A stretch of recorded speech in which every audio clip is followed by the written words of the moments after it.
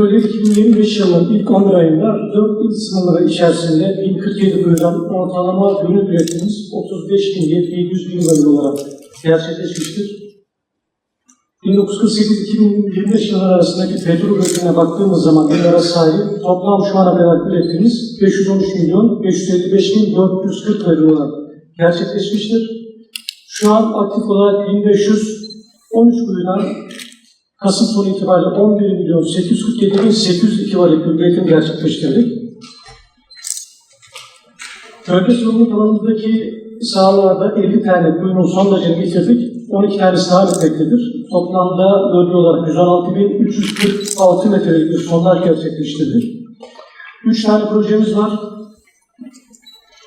Arama yatırımlarının bu dönemki harcaması 260 bin lira. Üretim yatırımları 568.467 bin. Muhtelif işler dosyamızdaki harcamamızda 45.594 bin olarak gerçekleşmiştir. Arama yatırımlarının proje tutarı 1.378.328 bin liradır. Bunun 840.895'i gerçekleşmiştir. Gerçekleşme %61.08'dir.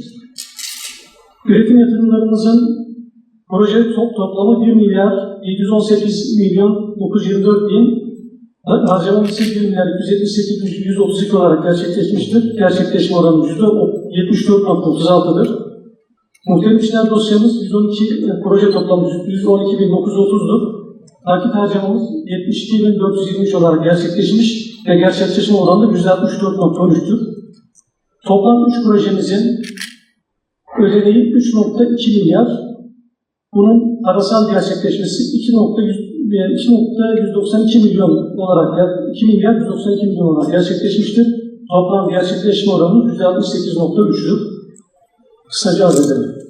TEPO Genel Müdürlüğü Enerji Bakanlığı'na getirilmesini rica ediyoruz, saygı sunuyorum. Olmuştur. Devam edişlerimizden biraz bahsetmek istiyorum Sayın Valim. Diyarbakır